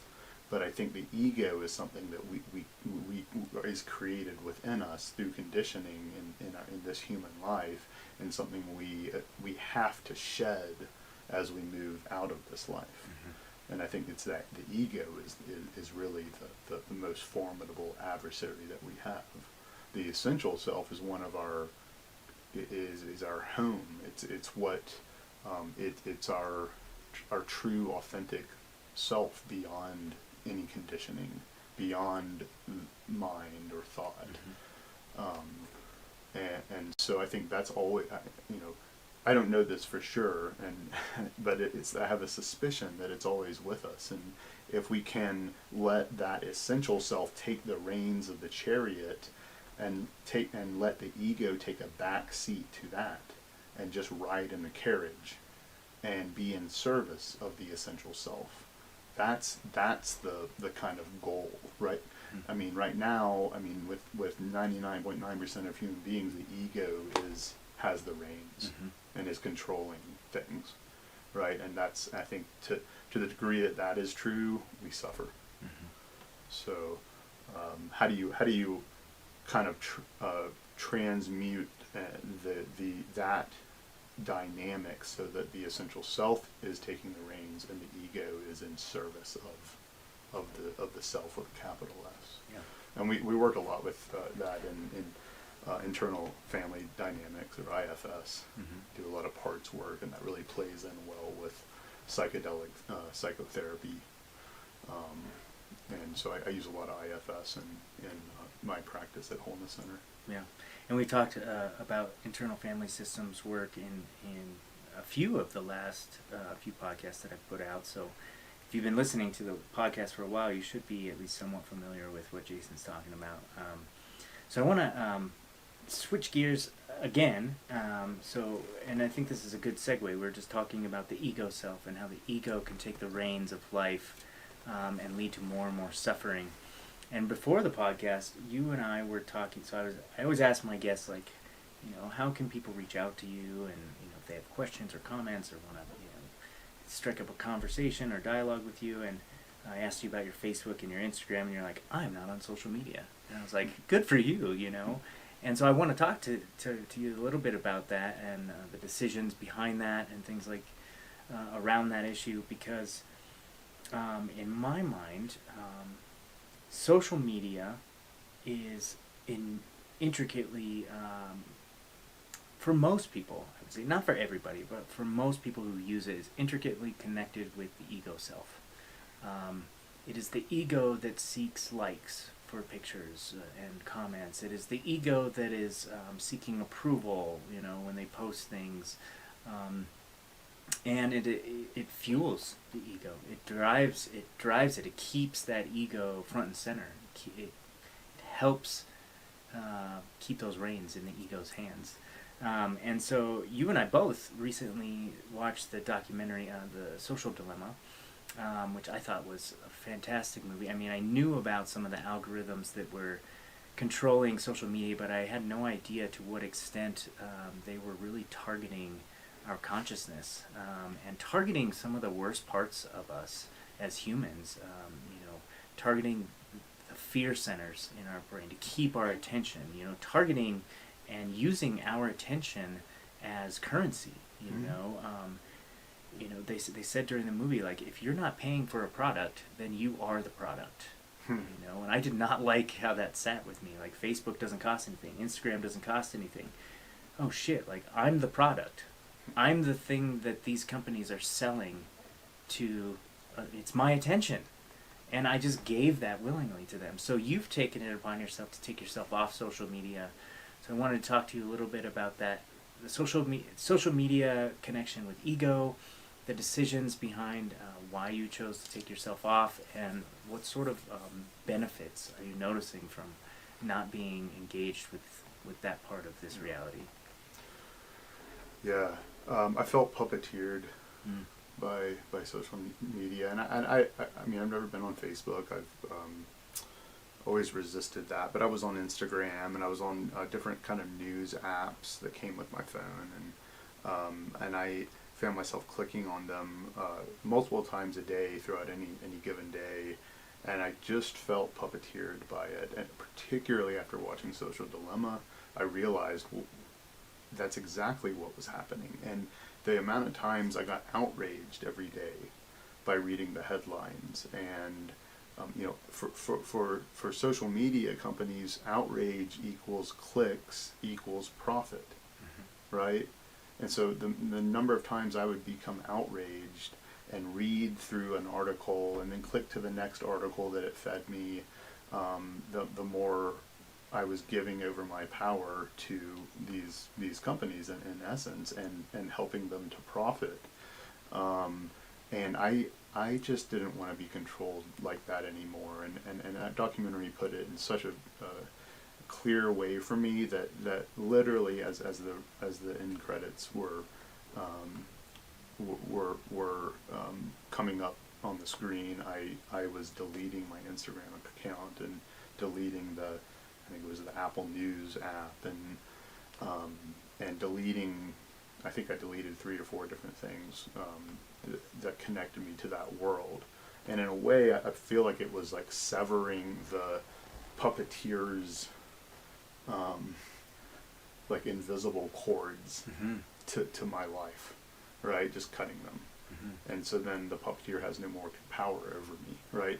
And I think of it as, that's our collective ego that is being kind of fed and manipulated by these companies whose only goal is profit and more profit. And I'm like, I don't want to be a part of that. And so ever since I severed those cords, I felt freer, I felt more at peace, much less outrage. I felt more centered in myself. If you ask me what was going on with the President of the United States over the past month, I couldn't really tell you much. And then my wife says, well, what about staying in the know about what's going on with the world? And I said, well, I like to have the choice of whether I want to tune in for a period of time or not tune in for a period of time. And I like to have that power. And I'm sure there'll be a point where I get back on maybe one platform, but with more deliberation and intentionality behind it. Like, I want to open my radar to what's happening now, and hear what's going on in the world, and I want to be able to close that radar down and then recenter. Yeah. So I don't feel like I'm in the controlling hands of that collective ego anymore. Yeah. Well, it's very hopeful to hear. I mean, your success story, you're a survivor who came out the other side, and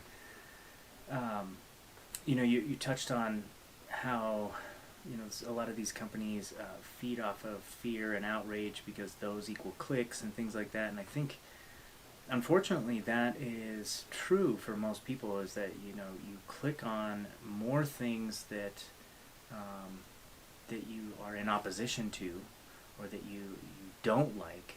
You click on more of those than you click on things that you like. And this is like, I think of this as nutrition. Like, information that you take in on a daily basis is nutrition. You don't just nourish yourself through your mouth, you nourish yourself through your eyes and what you listen to and what you choose to smell and all these things. It's all part of your diet. And if you're choosing to put shit into your eyes and your ears by listening and reading shitty news stories about things that piss you off, it's going to affect your mood, just like bad foods will affect your mood. So we need to make more conscious decisions about how we're feeding ourselves through other sensory organs. Yes. And for me, I like to intentionally balance, I guess, my news nutrition. So I don't subscribe to any news. We don't have TV here at the house, so I don't watch local news. I don't really pay that much attention unless someone tells me through word of mouth, like something big happened. Then I might go explore it a little bit more. But same, I haven't read a single news story about President Trump or Biden or anything since Election Day, when that was a big news story, and I looked at some of those things. So I couldn't tell you what's happening halfway across the world. I couldn't tell you about these things, and that's okay for me for now. But even if I go and I look up something that upsets me, I will almost always supplement it with twice as many good news stories. So there's this great network that I put on, I promote on my podcast quite a bit. And I do this with my podcast too. I try and have a good news story that I share in the beginning and the intro, just to help give some more positivity out there.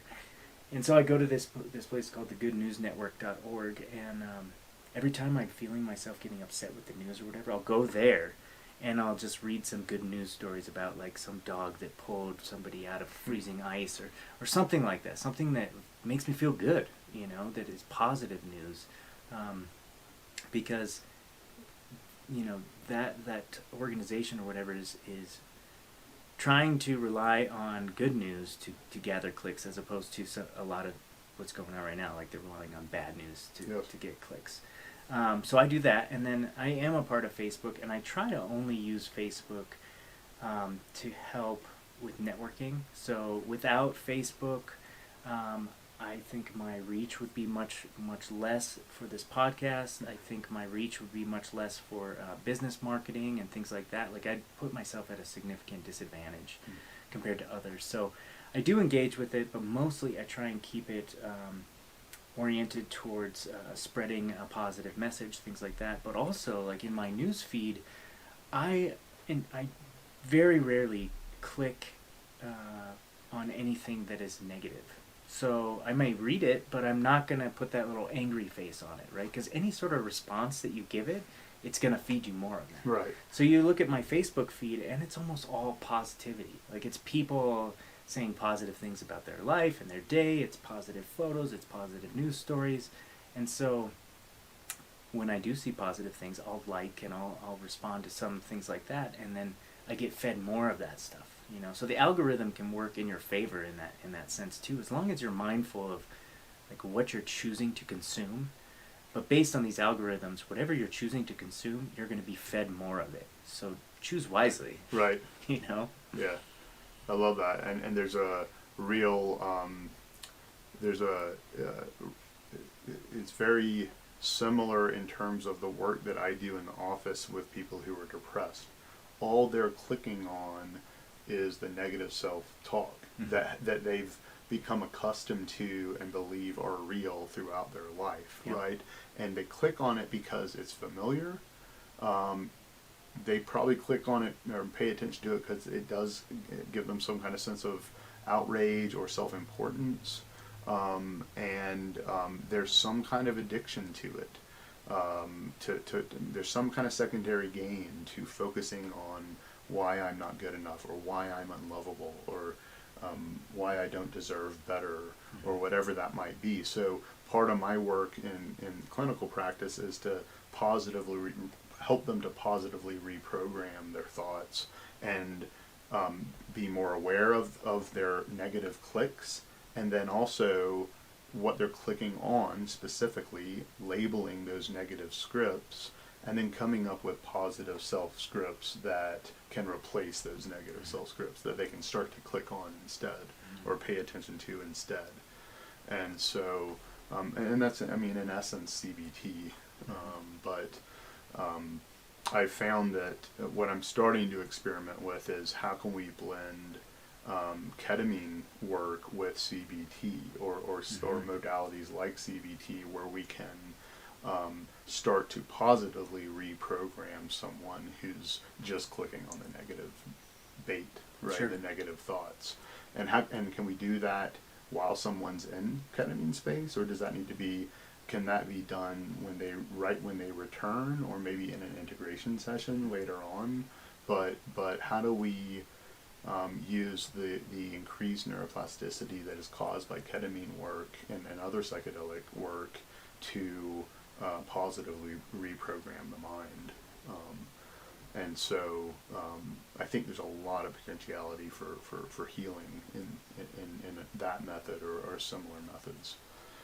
So yeah, thanks for sharing that, because I think that's like a macrocosm, or at least another example of how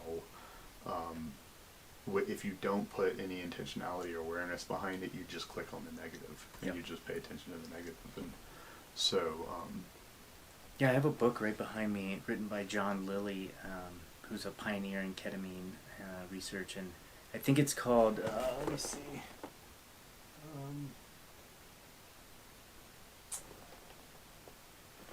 I think it's called Reprogramming the Meta Computer, or something like that. Yeah.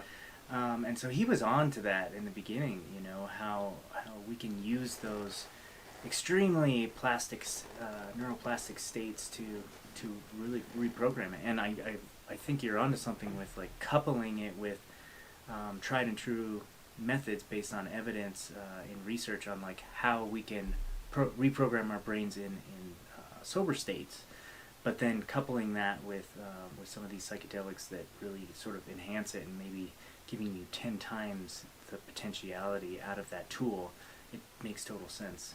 But yeah, so, you know, hoping that listeners out there will hear this and start to take a look at not only their food diet, but what does the rest of your diet look like. And I'm 100% on board with you that I think probably the majority of mental health issues, if they're non-organic, right? Organic mental health issues are a whole different ballgame. Sure. But non-organic ones that are created by thoughts or responses or things like that, I think do have some level of addiction component to them. You know, being addicted to depression, being addicted to anxiety responses, being addicted to any number of mental health issues. I think part of it is the fear of who would I be without the depression? Right. Who would I be without the trauma? And it's too scary to think about the unknown like that. Right. We fear the unknown, right?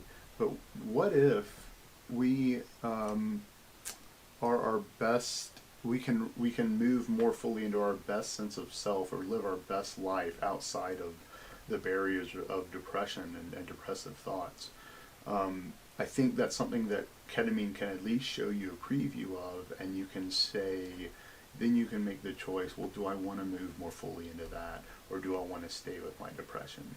And I think there's a choice that you have, and if the secondary gain of staying with the depressive thoughts or the trauma outweigh the movement towards being freed from that, well, certainly you can choose to stay with it. Mm-hmm.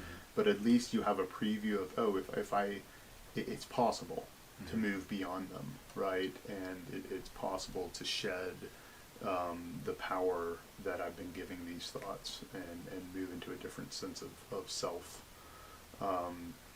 And so that's really what we're trying to do with ketamine-assisted psychotherapy, is at least give people preview that it is possible. And then and the other thing that people come to is they come to a realization of what that secondary gain is of staying with their depressive thoughts. It's like, oh, I've been staying there because it's familiar, I feel safe, and I don't have to fear moving past it, or this is just something. It's really more of a comfort and familiarity. Mm-hmm. As uncomfortable as it is. As uncomfortable as it is. It's more comfortable than the unknown. Yes. Yeah. In some cases, that's true. And so, as a psychedelic therapist, you don't place judgment on someone if they choose to stay with the depression, mm-hmm. right? And you can have compassion for them in the degree that they are suffering by staying with it, but you can't pull someone out of it any more than ketamine can pull someone out of it. You can just kind of help hold space, give them that preview, and then leave them to their own choice about how to proceed. Yeah. Amazing stuff. You touched a lot on some of the inner workings, the mechanisms of action of the psychological piece of ketamine. It's amazing medicine, and the field is just opening up opportunities for us to research more and experiment more, and I'm really excited to be a part of this new movement, moving forward. So using that to segue into the last thing I want to talk to you about, which is that you're a twin. You have a twin brother who also works in psychedelic therapy spaces, is also part of this psychedelic renaissance, this psychedelic revolution going on. And I haven't met your brother personally. I think the closest connection I have had to your brother is listening to one of his ketamine playlists during one of my journeys. But I'm fascinated by twins in general, and I wanted to ask you some questions about what it's like to be a twin, especially now that you have a knowledge of source, you have a knowledge of expanded consciousness, I'm sure you have some knowledge of quantum mechanics and quantum physics, because they go hand in hand with some of the visions that we see in psychedelic spaces. So yeah, I want to hear what it's like to have a twin. And my first question that's on my mind is the idea of superposition. You know about superposition in quantum mechanics? Say a little more. Yeah, so, and for the audience too, so it's the idea that you can have a particle or an atom and split that atom and then put one atom on that one side of the earth and the other half of the atom on the other side of the earth, and if you manipulate one atom, the other one will move instantaneously. It's not like 1 second later it'll move, but instantaneously, as if they were the same thing, they will move and they will have the same sort of interaction. And this can happen across great distances. I think Einstein called it something like spooky action at a distance or something like that. But it's this proven phenomena in quantum mechanics where, once a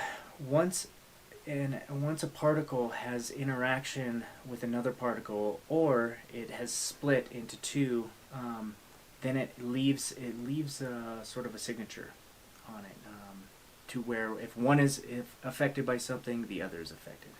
And I immediately think of twins, right? Because you guys literally came from the same zygote, right? Yes. The same bundle of cells turned into two identical beings, at least identical physically.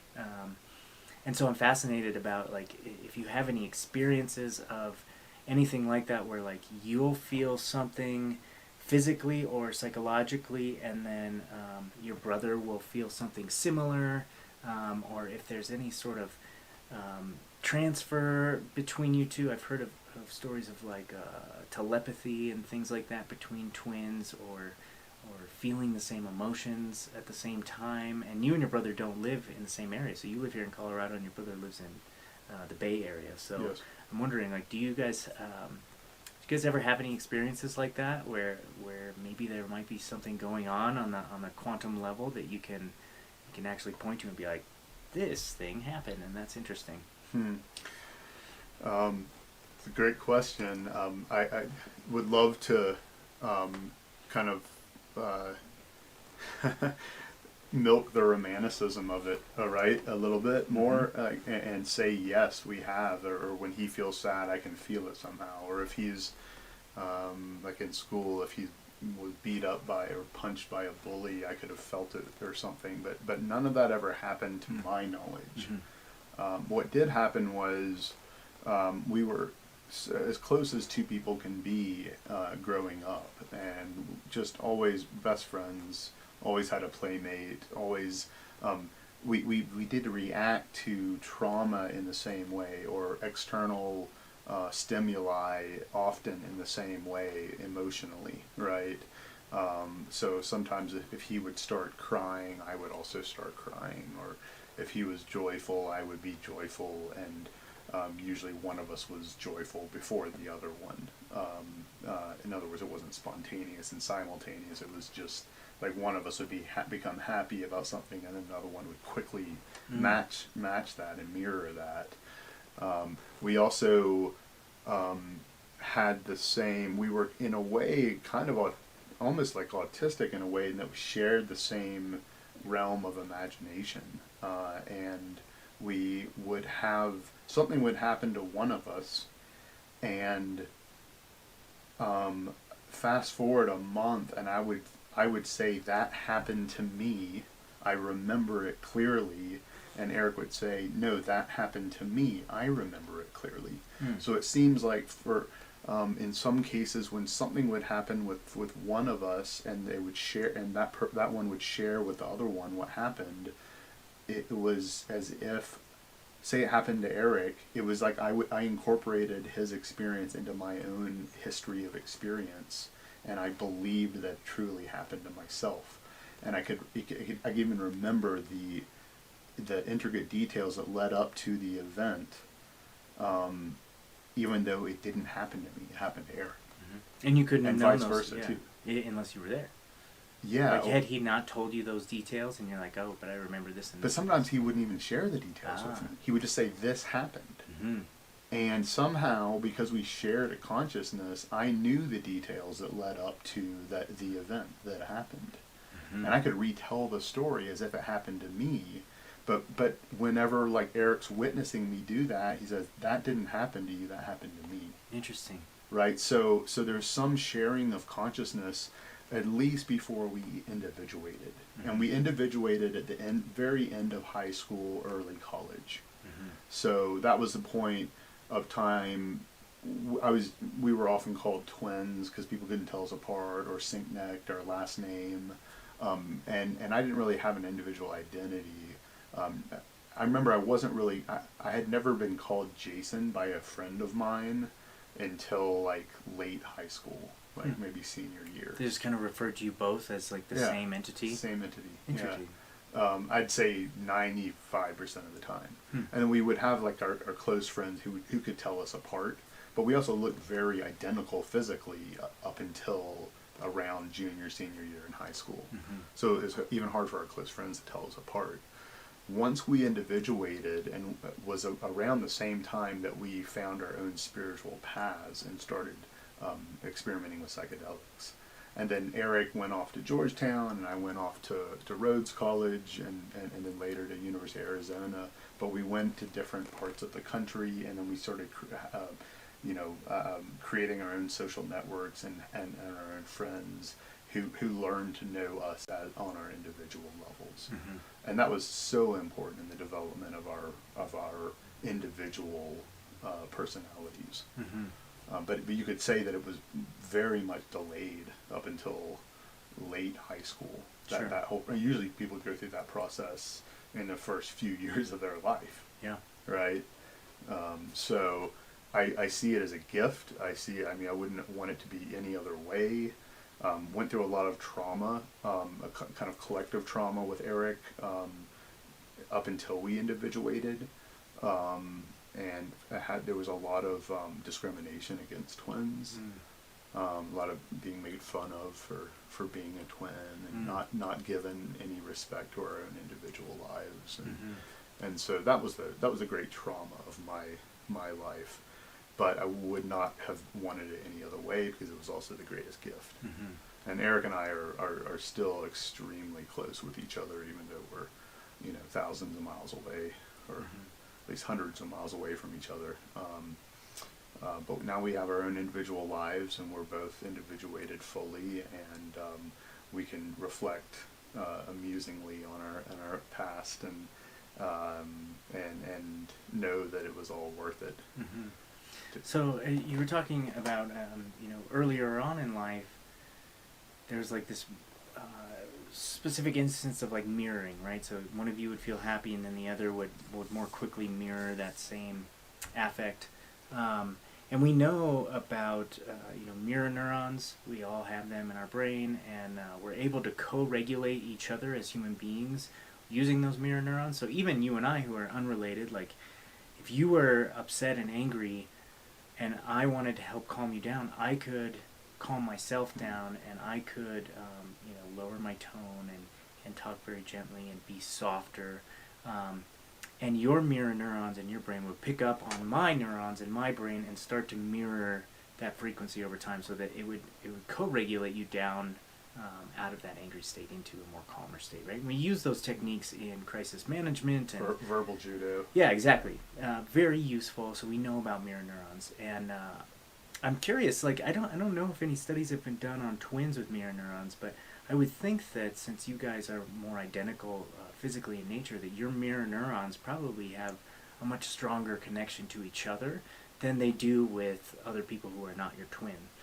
So I think that could be an interesting study, if it's not done already, to see if there is some maybe a reduction in the delay between your neurons and his neurons when you're in each other's presence.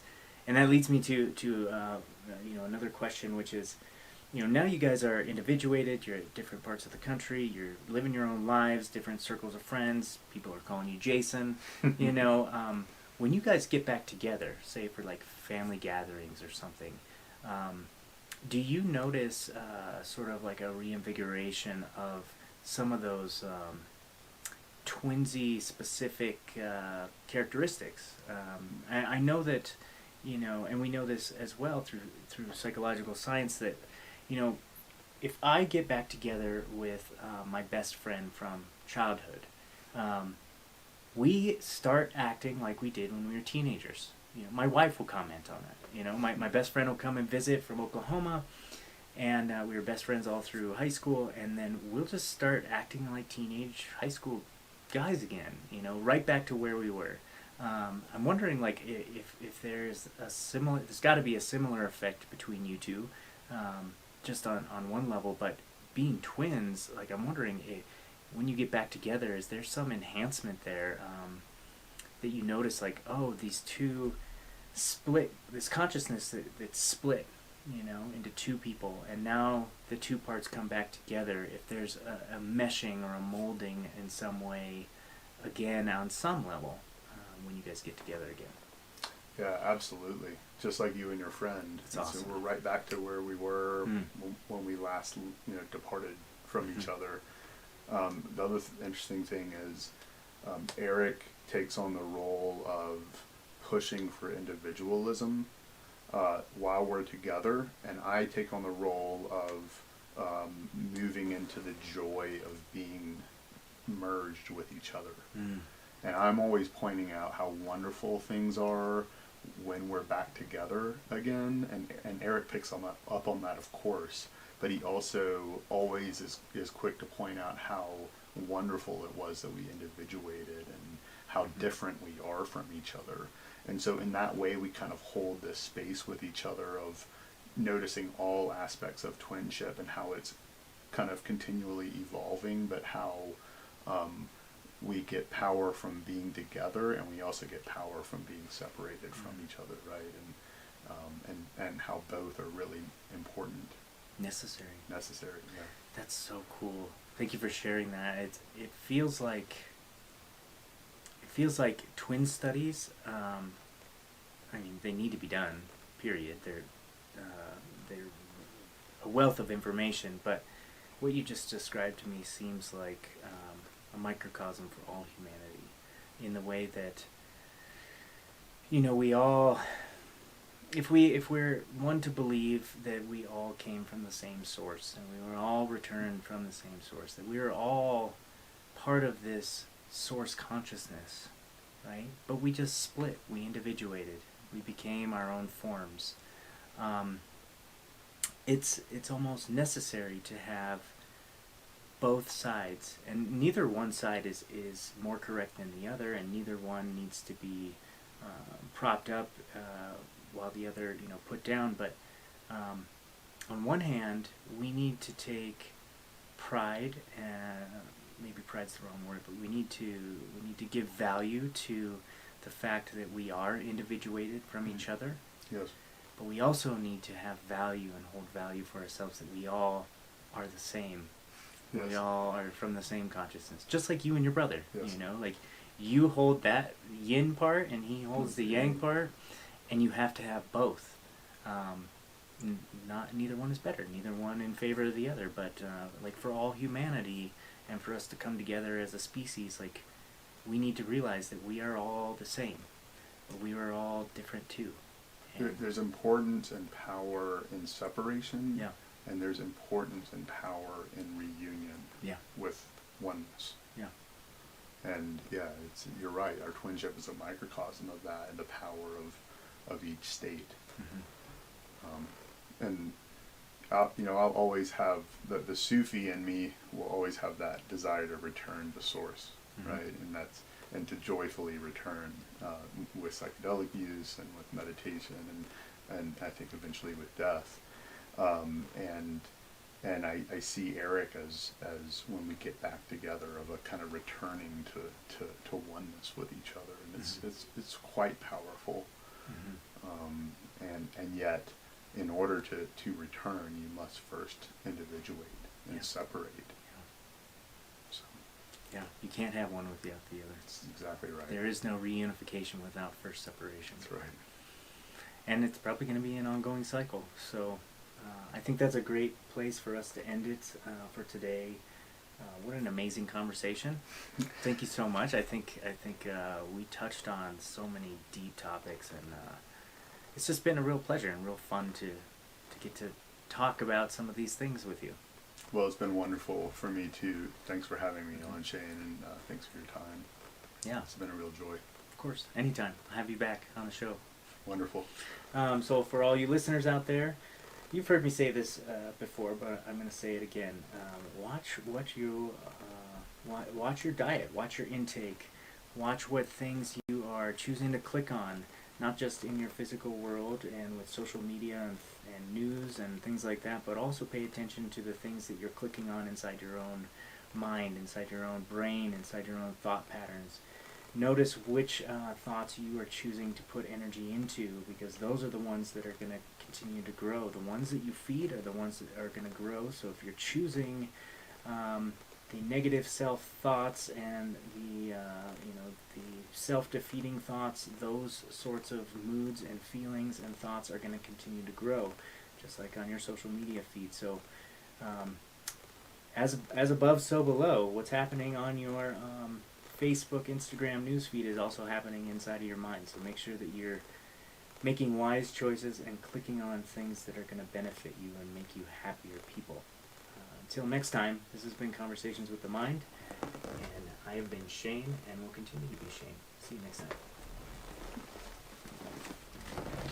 That was fun. Conversations with the Mind podcast is sponsored by mindops.com. You can find us at www.mind-ops.com. We're an eclectic counseling company providing mental health and mental performance services to individuals, small and large groups, teams, businesses, military, through face-to-face sessions or at a distance using phone or confidential video chat apps. We bring a unique Buddhist Western lens and specialize in general psychotherapy for all mental difficulties, sport and performance psychology for performance enhancement, addiction counseling for any maladaptive or destructive habits, and psychedelic integration therapy to make the most from your visionary medicine work. We are available as well for corporate workshops to address the needs of your employees' wellness.